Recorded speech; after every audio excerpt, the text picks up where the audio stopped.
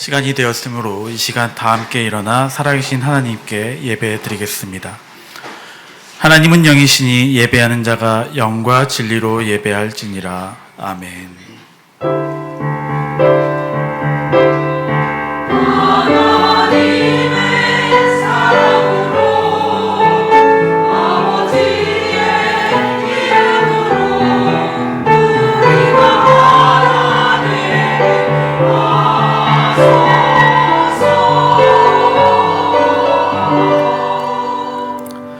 살아계신 하나님 아버지, 우리를 지으시고 오늘도 생명을 주신 하나님께 감사드립니다. 이 시간 예배의 자리로 나아가오니 우리의 마음을 깨끗게 하시고 믿음과 소망 가운데 하나님을 바라보게 하여 주시옵소서. 예수님 이름으로 감사하며 기도드립니다. 아멘. 찬송가 1장 부르시겠습니다.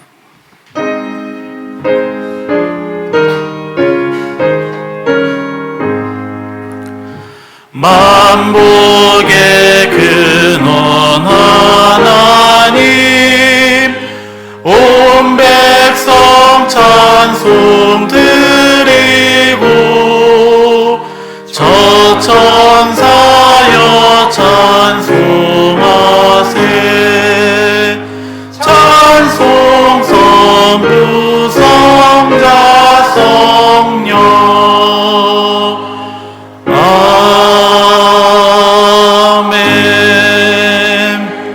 사도신경으로 우리의 신앙을 고백하겠습니다. 전능하사 천지를 만드신 하나님 아버지를 내가 믿사오며 그 외아들 우리 주 예수 그리스도를 믿사오니 이는 성령으로 잉태하사 동정녀 마리아에게 나시고 본디오 빌라도에게 고난을 받으사 십자가에 못 박혀 죽으시고 장사한 지 사흘 만에 죽은 자 가운데서 다시 살아나시며 하늘에 오사 전능하신 하나님 우편에 앉아 계시다가 저리로서 산자와 죽은 자를 심판하러 오시리라.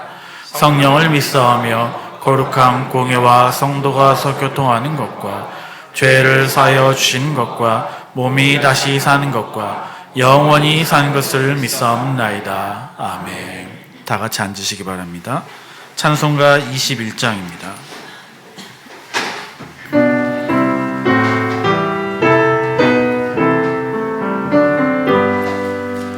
다 찬양하여라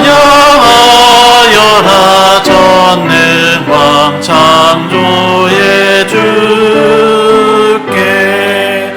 내오나 주 찬양 평강과 구원의 주님.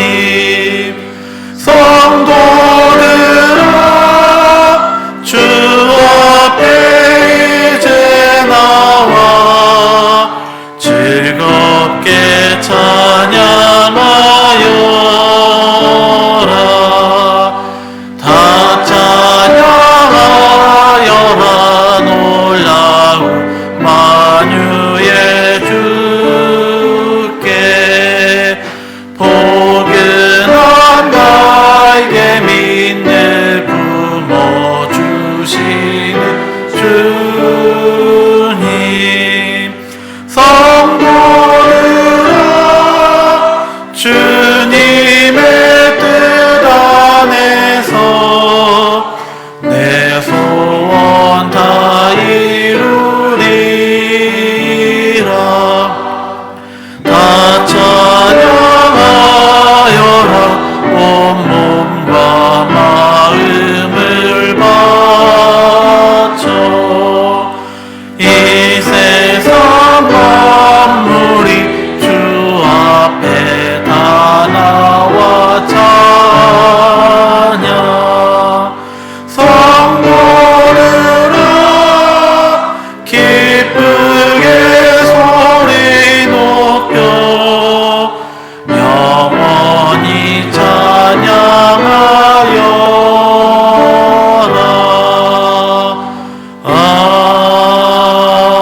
아멘. 우리를 대표하여 홍소경 집사님 기도하시겠습니다.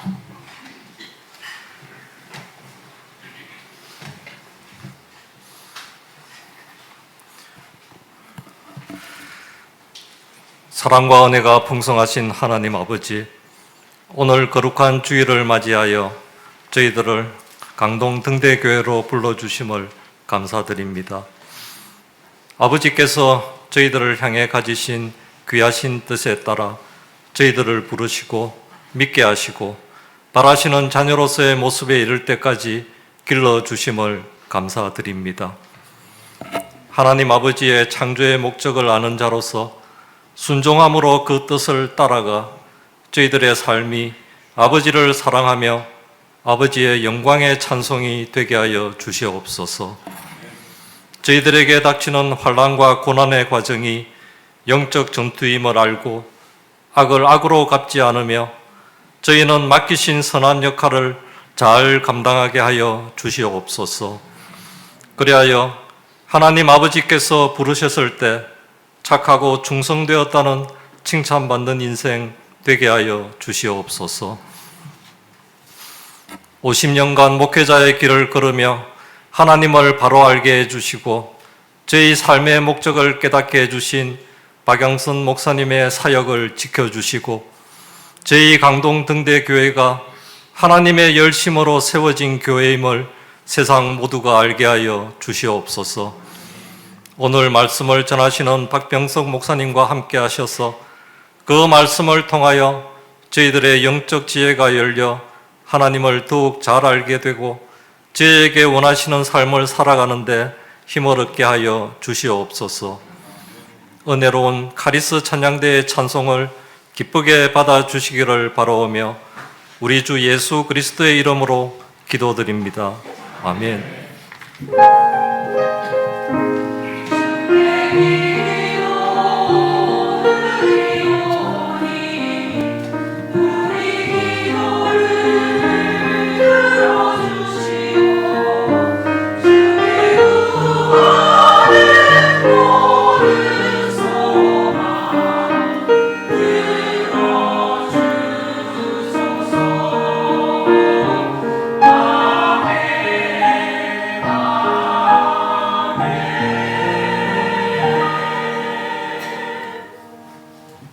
찬송가 88장 함께 찬양하겠습니다.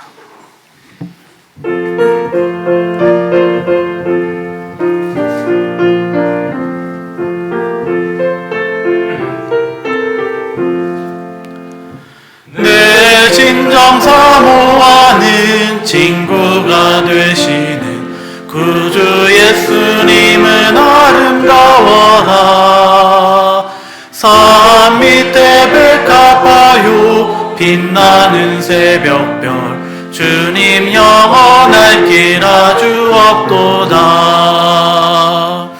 내 맘이 아플 적에 큰 위로 되시며 나 외로울 때 좋은 친구라. 주는 저 산 밑에 백합 빛나는 새벽별 이 땅 위에 비길 것이 없도다.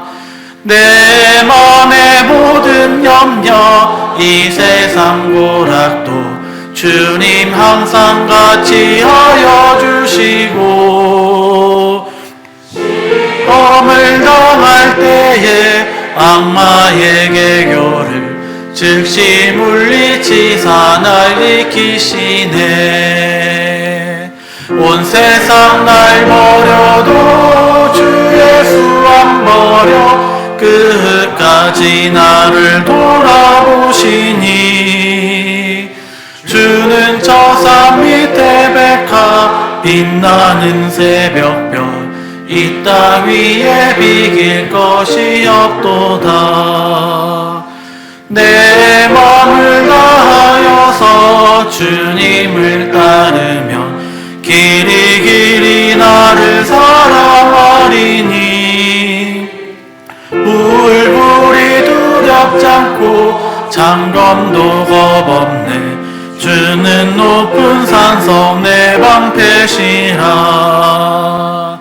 내 영혼 먹이시는 그네 누리고 나 친히 주를 뵙기 원하네. 주는 저 산 밑에 백합 빛나는 새벽별 이 땅 위에 비길 것이 없도다. 아멘. 오늘 우리에게 주신 하나님의 말씀은 창세기 12장 1절부터 4절까지 말씀입니다.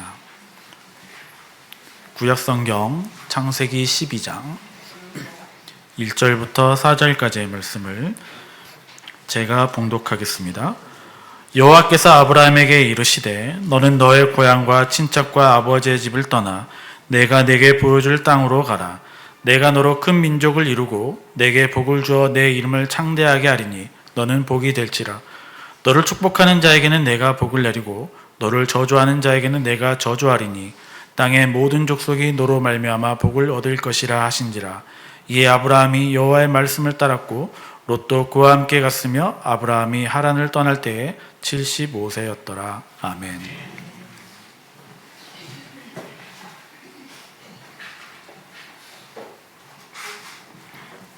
기도하겠습니다.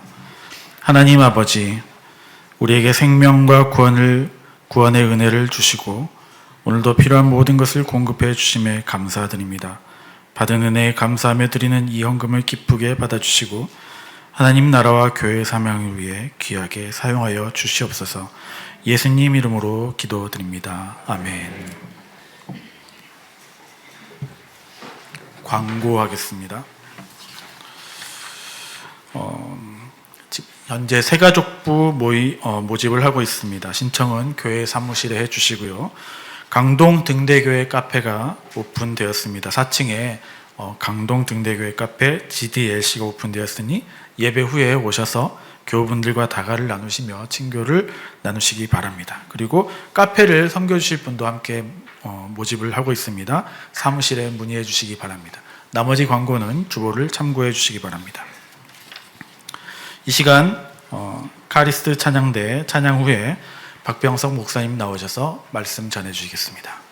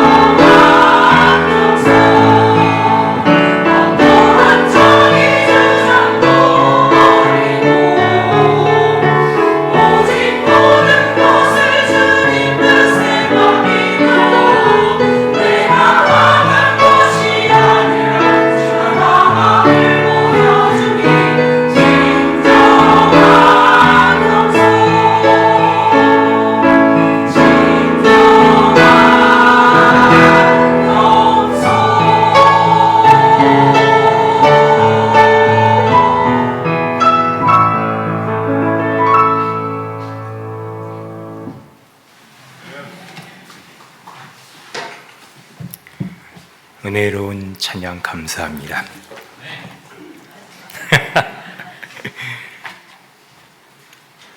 매번 설교할 때마다 제가 이 설교 내용의 서두를 여는 말이 있습니다.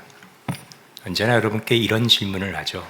우리는 왜 성경을 매주 읽어야 하고 매주 설교 말씀을 들어야 할까요? 오늘은 제가 조금 더 직설적으로 여러분께 말씀드리겠습니다. 여러분이 주일에 이렇게 오셔서 설교를 듣는 것은 그동안 일주일간 여러분이 하나님 생각 한 번도 안 하고 멋대로 산 죄책감을 제 설교를 지리지리한 걸 참음으로써 그 죄책감을 싣고 다시 일주일간 또 하나님 생각 안 하고 마음껏 살기 위해 오신 게 아니고 그렇게 제 설교를 듣는 게 아닙니다. 오늘 찬양 중간에도 나왔지만 여러분, 순종이 뭘까요? 순종, 사랑, 충성. 오늘 들은 찬양의 내용처럼 모든 것을 하나님의 뜻에 맡긴다가 뭘까요? 제가 이 예를 들 때마다 저희 가족은 참 싫어하지만 여러분에게 이해하기 위해서는 이런 예가 제일 좋아서 늘 이런 예를 듭니다.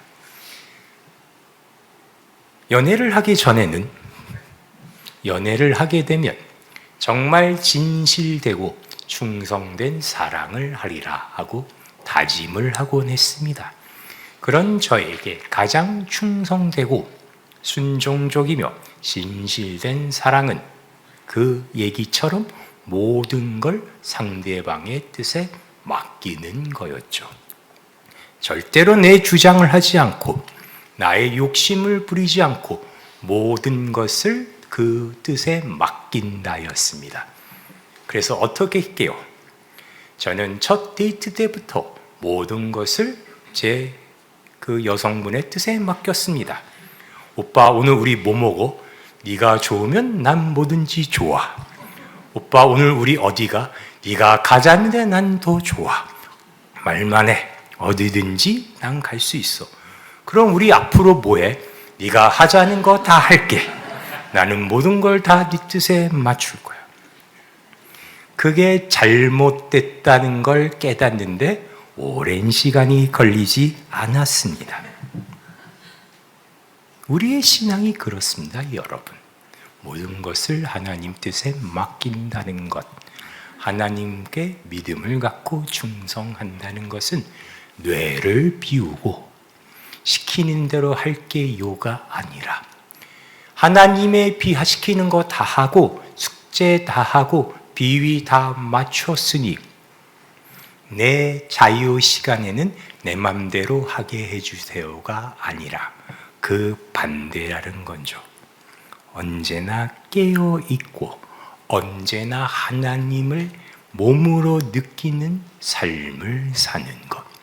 그렇게 늘 깨어 있기 위해 오늘 이 자리에 나오셔서 설교를 듣게 되는 겁니다.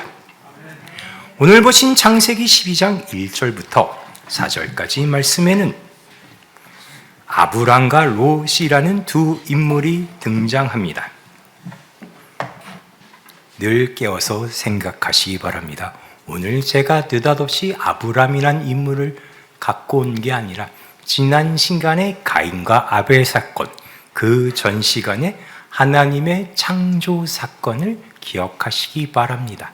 하나님이 어떻게 어떤 목적을 가지고 사람을 창조하셨는데 사람이 선악과의 범죄함으로 말미암아 어떠한 상태로 변화되었는지를 우리는 가인과 아벨 사건을 통해서 보았습니다. 이 12장 가인과 아벨 사건 사이에는 아주 유명한 노아의 방주 사건이 있습니다.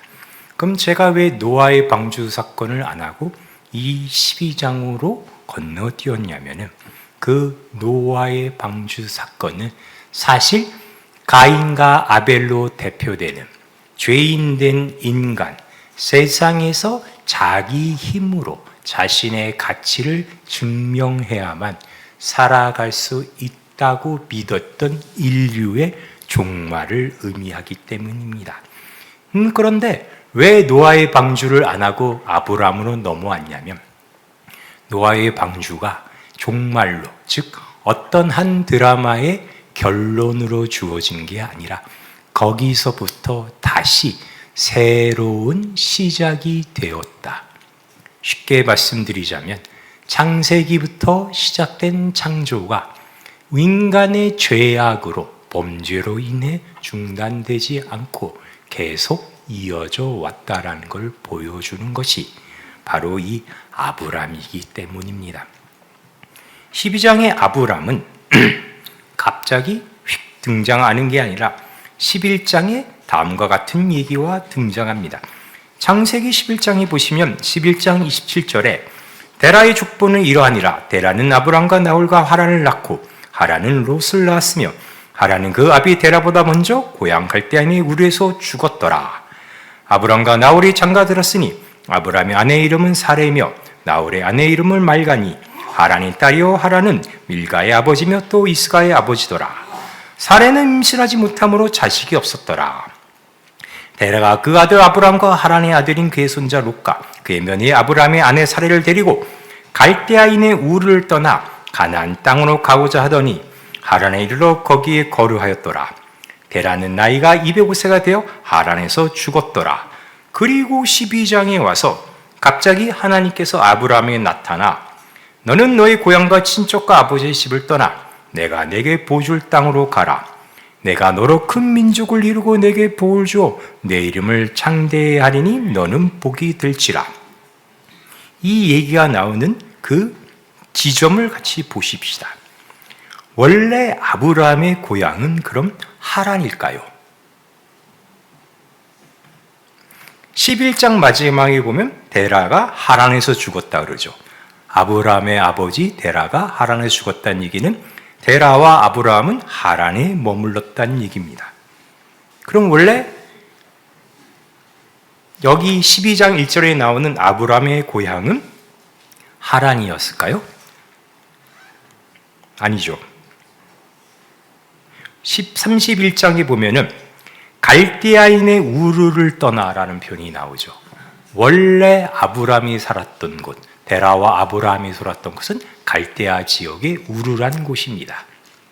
처음에 거기를 떠나 하란까지 왔다가 하란에서 아버지인 데라가 죽으니까 하나님께서 다시 하란에 있는 아브라함에게 나타나셔서 가나안으로 가라고 얘기를 하시는 거죠.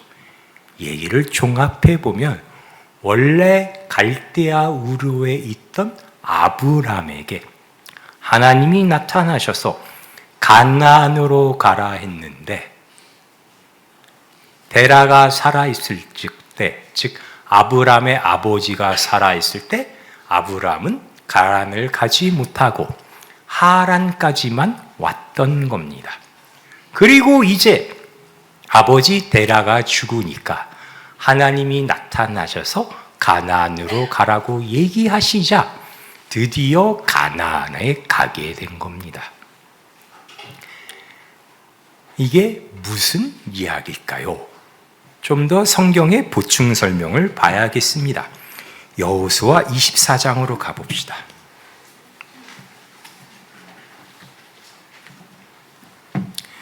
여호수아 24장 2절부터 5절까지는 여호수아가 이스라엘 백성에게 내리는 하나의 설명이 나오는데 거기에 아브라함에 대한 설명이 추가됩니다.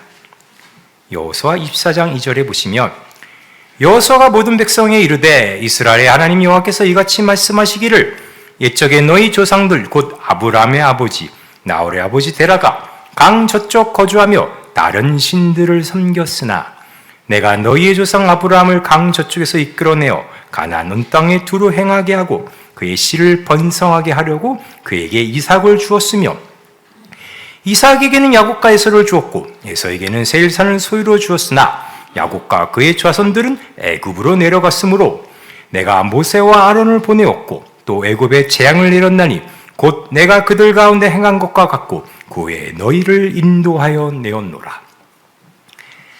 처음 아브라함이 이방 땅에서 이 이스라엘 모든 조상, 즉 너희의 가장 시작이 되는 아브라함이란 사람이 저쪽에서 거주해서 이 가나안이 아닌 다른 땅에서 아버지와 함께 그때 거주했을 때, 그리고 아버지와 거기서 거주했을 때는 아브라함의 아버지는 다른 신을 섬겼을 때 내가 아브라함을 가나안으로 이끌어내었다 하십니다. 자, 여기서 우리가 한번 생각해 봅시다. 하나님은 왜 아브라함을 선택하셨을까요? 제가 말씀드렸죠. 생각 안 하시려는 여러분의 뇌를 제가 깨울 거라고. 하나님은 왜 아브라함을 선택하셨을까요? 아브라함은 우리 모든 신자, 구원받은 자, 즉 새로운 이스라엘의 조상이 됩니다. 여러분 어렸을 때 아브라함은 어떤 조상이라고 배웠는지 혹시 기억나십니까? 믿음의 조상. 그럼 하나님이 아브라함을 선택하신 이유는 아브라함에게 뭐가 있어서? 믿음이 있어서. 그러면 아브라함에게 믿음이 있어서. 그럼 여러분께 다시 묻겠습니다. 아브라함은 언제 믿었나요? 언제? 분명히 여호수아에서는 아브라함의 아버지 데라가 다른 땅에서 다른 신을 섬겼다고 합니다. 그건 아버지는 열심히 우상을 섬기고 있을 때 아브라함은 본인이 벌써부터 넘치는 이 영성으로 하나님을 섬기고 있었나요? 정황상 봐도 아니죠. 그 역시 하나님이란 존재를 모르고 아무것도 모르는 상태에서 갈대아 우르에서 아버지 데라와 함께 우상을 섬기고 있었겠죠. 그때 하나님이 아브라함에게 나타나셔서 가나안으로 가라 하시고 가나안으로 가는 것조차 못 가서 왜 못 갔냐 하면은 믿음이 없어서 하나님을 아직 믿지 못해서 하란까지밖에 못 간 아브라함에게 다시 나타나셔서 가라고 하셨어야만 갔던 아브라함. 그럼 아브라함은 언제부터 믿었나요? 언제부터 아브라함에게 믿음이 있었나요? 네, 감사합니다. 여호수아 24장 2절부터 5절까지 내용을 다시 봅시다. 아브라함의 얘기와 대칭되는 얘기가 이삭과 야곱과 에서고 그 뒤에 나오는 것이 5절에 나오는 이 이스라엘입니다. 이 모든 것에 아브라함을 가나안으로 이끈 것, 이스라엘을 다시 가나안으로 구원해 낸 것, 그들을 구원해 내기 위해 그들에게 모세와 아론을 보낸 것, 그들을 노예로 잡아놓은 애굽에게 재앙을 내린 것, 그건 다 무엇이 한 겁니까? 주어가. 여호수아 24장에 보면 내가죠, 내가. 하나님. 아브라함이 이방 땅에서 이방신을 섬겼을 때 그가 구원을 받아 가나안에 온 것도, 그들 자손을 이끈 것도, 이스라엘을 애굽에서 구원해 낸 것도 다른 그 어떤 이유가 아니고 사실 그들에게는 이유가 있지 않고 그 모든 이유는 뭐다? 하나님이다. 그럼 우리 다시 생각을 해봅시다. 우리는 어떻게 구원을 받는다고 배우죠? 기독교를 믿는 우리는 어떻게 구원을 얻었다고 배웁니까? 예수를 믿는 믿음으로. 그 믿음은 그럼 뭔가요? 나는 언제부터 예수를 믿은 겁니까? 세례 받았을 때? 입교했을 때? 교인 등록했을 때? 언제부터 믿었던 겁니까? 이 모든 게 저와 첫 시간부터 봤던 창조로부터 나왔음을 성경은 일관되게 얘기하고 있는 겁니다.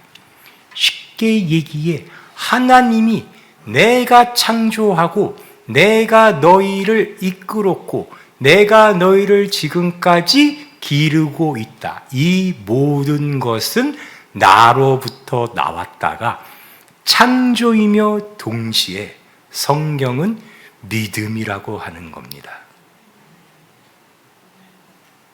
쉽게 더 다른 말로 설명을 할까요?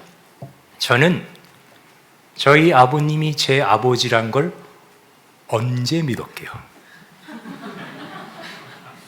태어나자마자? 아니요. 말할 때부터? 제가 저희 아버지께서 제 아버지란 걸 처음에는 어떻게 알게 될까요? 네? 다른 사람이 말해주죠. 제가 알아본다고요? 아니요. 저는 눈 뜨고 말씀하신 것처럼 기어다니고 말을 시작할 때 저희 아버지가 저한테 내가 너의 아빠다. 그리고 주변 사람들이 저분이 너의 아버지다. 라는 이야기를 먼저 듣죠. 태어나자마자 본인이 깨닫는 사람은 없습니다. 사춘기를 지나고 성장하면서 그 믿음이 여러 번 흔들립니다. 정말 맞나? 아닌 거 아닌가? 그런 흔들림에 누가 계속 기름을 붓죠. 넌 다리 밑에서 주워왔어. 엿장수가 데려왔는데 우리가 엿이랑 바꿨어. 정말인가? 여러 번 의심을 하죠. 언제 알게 됩니까? 언제 알게 됩니까? 예? 수많은 시간과 경험을 통해 부정할 수 없는 현실을 마주하면서 어느 날 일어나서 거울을 봤더니 갑자기 제가 아닌 아버지가 보일 때 그렇게 알아가는 겁니다. 그러면 여러분, 제가 저희 아버지 아들인 건 언제부터 시작된 겁니까? 제가 아버지 아들이라는 걸 믿기 시작할 때? 태어날 때부터. 아니면 태어나기 전에 아버지께서 나를 낳겠다고 마음먹었던 그 순간부터, 그때부터 시작되겠죠. 무슨 얘기를 하고 싶냐면 하나님이 아브람을 선택했을 때 아브람은 말씀하시는 것처럼 믿음의 조상, 그의 행위와 조건이 아닌 믿음으로 구원받는 모든 성도들의 조상, 첫 번째 되는 사람으로 성경에 등장합니다. 그의 조건은 이방을 신을 섬겼던 육적 아버지 데라, 하나님에 대한 믿음을 전혀 보이지 않았던 모습, 그 어디에서도 그 조건을 찾아볼 수 없습니다. 그러나 하나님은 믿음으로 아브라함을 선택했다고 하십니다. 그리고 그를 믿음의 조상으로 세우시죠. 아까 보셨던 창세기 12장 1절로 돌아가서 살펴보면은 그럼 그 스스로에게는 아무런 조건도 없는 자에게 하나님은 3절에 다음과 같이 말씀하시는 거죠. 너를 축복하는 자에게는 내가 복을 내리고 너를 저주하는 자에게는 내가 저주하리니 땅의 모든 족속이 너로 말미암아 복을 얻을 것이라 하신지라. 하나님이 아무런 이유와 원인이 없는 자에게 너를 축복하는 자는 내가 복을 내리고 너를 저주하는 자는 내가 저주하리라는 것을 이제부터 너와 나는 하나다. 한 몸이다. 그리고 너로 말미암아 모든 족속은 복을 받게 된다. 너의 자손은 여러분이 잘 알다시피 하늘의 별처럼 무수하게 많아지겠다. 우리가 창조 때 들었던 그 하나님의 복이 너에게 계속 이어지게 된다고 하시는 거죠. 왜요? 아브라함이 뭘 잘했는데? 아브라함이 뭐 했는데? 무슨 이유 때문에? 왜 다른 수많은 사람들 아니고 아브라함이죠? 거기서 여러분, 우리의 새로운 생각이 열리는 겁니다. 마치 우기고 억지고 아무런 이유가 없는 것처럼 보이는 그 장면에 우리가 다시 한번 깨닫게 되는 거죠. 무엇을? 이게 창조구나. 세상이 생기게 된 것, 세상이 움직이고 지금도 경영되는 것은 세상이 만들어내는 가치와 이유와 조건이 아니라 처음에도 하나님이었고 지금도 하나님이며 그 끝도 하나님이구나. 그것을 가리켜 성경이 하나님을 믿는 믿음이라고 말하는 겁니다. 우리가 하나님을 믿는다는 것은 우리가 하나님을 먼저 알고 그를 믿은 게 아니라 내가 하나님을 전혀 모르고 심지어 우상을 섬기던 순간에도 나를 만들고 지키고 기르셨던 분은 하나님이셨다라는 진리의 선언입니다. 그래서 다음과 같은 재미있는 사건이 이어지죠. 12장 10절에 가시면 여러분이 잘 아시는 이런 일이 나옵니다. 그 땅에 기근이 들었으므로 아브라함이 애굽에 거류하고 그리로 내려갔으니 이는 그 땅에 기근이 심하였습니다. 그가 애굽에 가까이 이르렀을 때 그의 아내 사레에게 말하되 내가 알기에 그대는 아름다운 여인이라. 애굽 사람이 그대를 볼 때 이르기를 이는 그의 아내라 하여 나는 죽이고 그대는 살리리니 원하건대 그대는 나의 누이라 하라. 그러면 내가 그대로 말미암아 안전하고 내 목숨이 그대로 말미암아 보존되리라 하리라. 아브라함은 우리가 전에 봤던 가인과 아벨 사건에 가인과 똑같은 생각을 합니다. 내가 살아남기에 목숨을 보존하기 위해서는 세상적 가치와 조건에 의지해야 된다. 그래서 하나님이 가라는 땅에 와서 막상 기근이 드니 주저앉지 않고 세상의 조건에 가득한 애굽으로 가는 거죠. 본인이 봤을 땐 여기가 살아남을 수 있는 곳이니까요.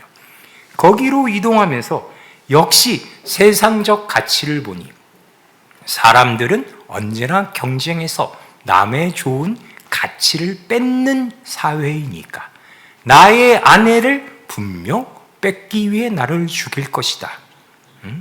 내가 올해 75살이고 내 아내는 65살인데 내 아내를 뺏을 것이라 생각한 거 보니 정말 예쁘셨나 봅니다. 저는 이 분목은 아직도 이해가 되지 않습니다만 정말 바로가 데려간 걸 봐서는 정말 예쁘셨나 봅니다. 하여튼 그래서 아브라함은 거기에 생각하는 사람으로 행동을 합니다. 그래서 누이라고 거짓말을 하게 하죠. 14절 아브라함이 애굽에 이르렀을 때 애굽 사람들이 그 여인의 심히 아리따움을 보았고 바로의 고관들도 그를 보고 바로 앞에서 칭찬함으로 그 여인을 바로의 궁으로 이끌어들인지라. 이에 바로가 그로 말미암아 아브라함을 후대함으로 아브라함이 양과 소와 노비와 암소와 나귀와 낙타를 얻었더라. 아브라함의 사기가 성공하는 장면입니다. 그런데 17절 여호와께서 아브라함의 아내 사레의 일로 바로와 그 집에 큰 재앙을 내리신지라. 바로가 아브라함을 불러서 이르되 내가 어찌하여 나에게 이렇게 행하겠느냐. 내가 어찌하여 그를 내 아내라고 내게 말하지 아니하느냐? 내가 어찌하여 그를 누이라 하여 내가 그를 데려다가 아내를 삼게 하였느냐? 내 아내가 여기 있으니 이제 데려가라 하고 바로가 그 사람들에게 그 일을 명하며 그들이 그와 함께 그의 아내와 그의 모든 소유를 보내었더라. 언제나 이해할 수 없는 장면이죠. 어떤 게 이해가 안 되냐면 사기는 아브라함이 쳤는데 하나님의 재앙, 즉 벌은 사기당한 피해자 바로가 당합니다. 왜 그럴까요? 왜 그럴까요? 네? 왜 바로는 재앙을 당해야 했고 아브라함은 사기쳤는데도 불구하고 아내도 도로 찾고 심지어 바로에게 받은 재산을 한몫 챙겨서 무사히 가나안으로 오게 된 걸까요? 다 아는 이유죠. 아브라함은 하나님의 사람이고 바로는 아니니까. 직접적으로 얘기하면 아브라함은 내 새끼고 바로는 남의 새끼니까. 여기서 우리는 사실 살짝 우리의 뭐라 그럴까요? 도덕 윤리관으로서는 캥기죠. 에이 그래도 하나님 나쁜 짓을 하는 사람을 상을 주시고 불쌍하게 상한 희생자에게 벌을 내리신 건 좀 그렇지 않습니까? 그런 대목이 아니라 우리가 창세기 1장부터 보아왔던 이 모든 하나님의 창조의 과정, 그 과정 안에서 범죄했던 사람들을 하나님이 어떻게 다시 창조의 과정으로 이끄셨는가? 그 행동에 의한 잘잘못으로 그 결과가 아니라 하나님이 아브라함에게 보여주시는 것은 잘하면 상 받고 사기치면 벌 받는 게 아니라 보았느냐? 내가 너를 택해서 너와 내가 하나가 됐다는 것은 너는 이제부터 그 옛날 가인처럼 노아의 방주 때 죽었던 죄인들처럼 세상의 조건으로 묶여서 살 수가 없다. 너는 이제 나와 하나가 된 사람이다. 너는 내가 지키고 내가 반드시 이 세상의 복으로 완성시킨다. 를 보여주는 첫 장면이죠. 아브라함이 그것을 목격하게 되는 겁니다. 자기 앞에서 세상의 최고의 부자요, 최고의 권력을 지닌 사람이 자기 때문에 벌 받는 걸 보고, 야, 앞으로 나는 무슨 나쁜 짓을 해도 이렇게 벌 안 받을 수가 있구나가 아니라 나란 존재가 어떠한 의미와 내용을 가지는구나를 처음 목격하게 되는 거죠. 그래서 아브라함은 13장에 와서 이런 변화를 보이죠. 돌아와서 처음 12장에 같이 가나안으로 왔던 조카 롯과 그 종들과 자기의 종들이 좋은 자리를 놓고 다투자. 아브라함이 배짱 좋게 그러죠. 우리 이제 서로 독립해야 되는데 네가 먼저 골라라. 네가 동으로 하면 난 서로 하고 네가 서로 하면 난 동으로 하겠다. 아브라함의 이 배짱은 이런 거죠. 내가 애국 가서 느껴봤는데 나는 하나님이 먹여 살리시고 완성해가는 이 세상의 복으로 만들어지는 사람이야. 이 좋은 양지 바른 거 우물이 나의 가치를 만드는 게 아니더라고. 그러니 네가 먼저 골라라. 그랬더니 롯은 어딜 고르죠? 소돔을 고르죠. 애국과 같은 아직 그런 생각에 그쪽 세계에 사로잡힌 사람의 모습을 보여주는데 그거에 반해 아브라함은 먼저 선택하게 해서 롯이 먼저 가자 하나님이 아브라함에게 나타나셔서 네 눈을 뜨고 이 세상을 바라보라. 네 눈에 보이는 곳을 내가 다 너에게 주리라. 라는 말을 듣고 아브라함은 어디에 거주하게 되냐면 헤브론이라는 곳에 거주합니다. 헤브론은 히브리어 말 친구라는 단어에서 나온 지명입니다. 아브라함이 왜 그 친구라는 이름을 가진 곳에 거주하게 될까요? 그의 인생이 하나님의 친구, 하나님의 벗, 하나님의 동행된 곳에 이제 거주하게 되어 그의 완성되는 신앙이 시작됐음을 우리에게 보여주는 장면이죠. 성경이 우리에게 아브라함이라는 인물을 소개하는 이유가 여기에 있습니다. 우리가 예수를 믿는다는 것, 하나님을 믿는 신앙으로 하나님께 순종한다는 것은 이것을 의미합니다.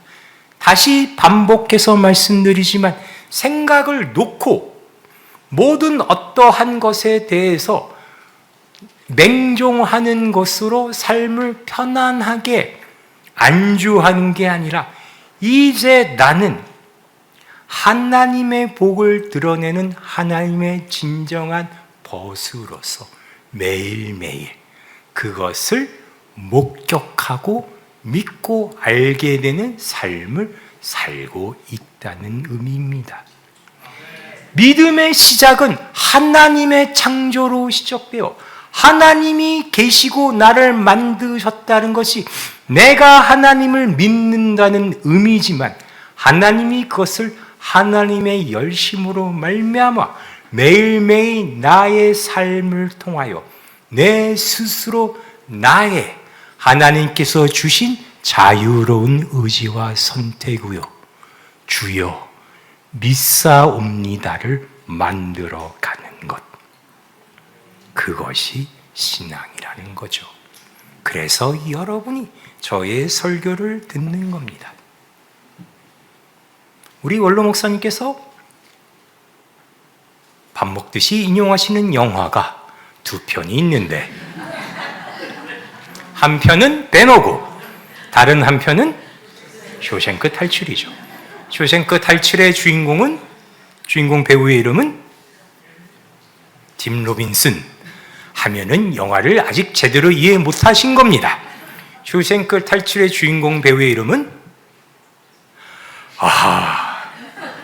앞으로 10년은 더 들으셔야겠군요. 쇼생크 탈출 주인공 배우의 이름은 모건 프리먼입니다. 극중 배우 그의 이름은 레드죠. 모건 프리먼이란 배우는 참 대단합니다. 30년 전에도 80살 같이 보였고 지금도 80살 같이 보입니다. 이분의 얽힌 일화를 여러분께 하나 소개할까 합니다. 흑인으로서 모건 프리먼만큼 유명한 배우가 한 명 더 있는데 덴젤 워싱턴이라는 배우가 있습니다. 이 배우가 어느 영화제에서 공로상을 받게 됐는데 모건 프리먼이 축사를 하게 되었습니다. 그 축사 내용을 여러분께 소개하려고 합니다. 1974년 어느 영국 무대 때 셰익스피어 영국 무대에서 모건 프리먼이 덴젤 워싱턴이란 배우를 처음 만났습니다. 그때 모건 프리먼은 그 연극의 주인공이었고 덴젤 워싱턴은 그 무대의 소품과 같은 정도의 위치에 있는 단역 중에 단역이었습니다. 리허설 중에 쉬는 시간이 되자 주연 배우 모건 프리먼에게 이름도 알 수 없는 단역 중에 단역 덴젤 워싱턴이 와서 이 연출은 이렇게 하면 더 좋고 이 연기는 이렇게 하면 더 좋고 여러 제안을 하더랍니다. 단역 중에 단역인 이상한 놈이 와서 이것저것 참견을 하니까 모건 프리먼이 속으로 짜증이 나서 야, 너는 이따가 내가 칼을 빼들면 너도 칼을 빼들어 3번 쨍쨍쨍 하고 내가 푹 찌르면 꼬꾸라져 죽어. 그것만 하면 돼. 라고 말을 하려다가 마음을 고쳐먹고 그때 덴젤 워싱턴에게 이렇게 얘기했답니다. 너무나도 훌륭한 아이디어다. 세상에 이 연극의 감독도 전혀 생각하지 못했을 거고 내가 보기엔 원작자 셰익스피어도 상상도 못할 너무나도 훌륭한 제안이다. 이걸 보니 자네는 정말 훌륭한 대학의 영화과를 아주 훌륭한 성적으로 졸업했음이 틀림없구만. 내가 봤을 땐 장래가 너무 촉망되는 것 같아. 앞으로 자네와 함께 같은 영화에서 연기하게 될 날이 오기를 학수고대하겠네. 그런데 친구, 오늘은 말이야, 우리가 각자 맡은 역할이 있어. 그거에 충실해야 돼. 그러니 이따가 내가 칼을 뽑으면 3번 챙챙챙하고 내가 찌르면 꼬꾸라져 죽어. 알았지? 하고 돌려보냈답니다. 그리고 세월이 흘러 그 배우는 공로상을 받는 덴젤 워싱턴이란 배우가 됐죠. 우리의 인생이 그렇습니다. 하나님을 믿는다고 해서 바로 주인공이 되는 것도 아니고 어떠한 화려한 이벤트가 생기는 것도 아니고 남들이 부러워할 만한 모든 특혜가 생기는 게 아니라 오늘 하루 내가 할 수 있는 것 쨍쨍쨍 하다가 누가 찌르면 꼬꾸라져 죽는 게 다인 하루인 게 매일매일 우리의 일상일 수 있습니다. 그러나 여러분, 그것이 오늘 하나님이 우리에게 주시는 가나안의 기근이고 애굽으로의 여행에 있어서의 우리의 목숨에 대한 근심이고 아내를 뺏긴 자의 흘리는 눈물일 수가 있습니다. 그러나 그걸로 우리의 인생이 결론나지 않습니다. 그것이 그 하루가 쌓여 우리는 헤브론에 사는 아브라함처럼 하나님의 동료요 친구요 벗된 삶을 살고 있다는 우리의 자유로운 믿음의 완성을 목격하게 될, 그리고 그 믿음으로 말미암아 예수 그리스도께서 우리에게 알려주셨던 산을 명령해서 옮기고 죽어가는 것에서 생명을 피우며 무엇보다 이 세상에 하나님의 모습을 내 얼굴을 통하여 보이는 자리로 완성되어질 것입니다. 오늘 여러분의 역할을 충실히 잘 하시기 바랍니다. 기도하시겠습니다. 하나님 아버지, 매일매일 실패와 후회와 실수로 인해 좌절하는 우리가 다음날 아침 일찍 일어나 세상을 향하여 집 밖으로 나갈 수 있는 것은 이 모든 것이 나로부터 나온 것이 아니요 세상을 창조하신 하나님으로부터 나오며 그 하나님께서 나를 그냥 혼자 내버려 두지 아니하시고 오늘도 열심으로 만들어 가고 계신다는 것을 믿는 믿음으로 말미암아 가능한 것임을 오늘 우리가 고백하오니 매일매일 더욱더 힘들고 어렵고 고통스럽고 절망뿐인 세상 속에서 하나님의 능력으로 우리의 믿음을 굳건하게 붙드사 언제나 우리가 우리의 역할과 책임을 회피하지 않고 하나님의 형상으로 만들어져 갈 수 있도록 우리의 믿음을 지켜주시옵소서. 예수님의 이름으로 기도하였습니다. 다 함께 일어나 찬송가 5장 함께 찬양하겠습니다.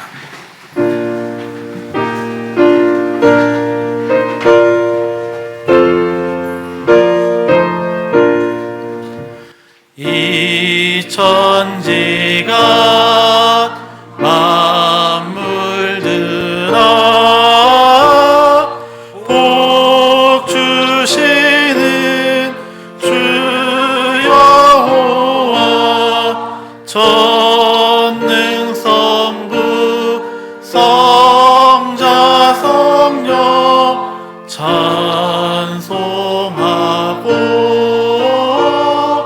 찬송하세.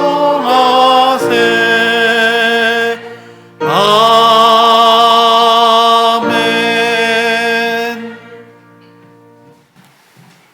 이제는 우리 주 예수 그리스도의 은혜와 하나님의 놀라우신 사랑과 성령 하나님의 감화 감동 교통하심이 우리의 믿음의 조상 아브라함을 따라 하나님께서 우리를 창조하시며 오늘도 우리의 아버지 되시며 열심으로 우리를 만들어 가신다는 사실을 믿는 믿음으로 이 세상을 살아갈 거룩한 우리 강동 등대교회 성도들 머리 위에 지금으로부터 영원토록 함께 있을지어다. 아멘.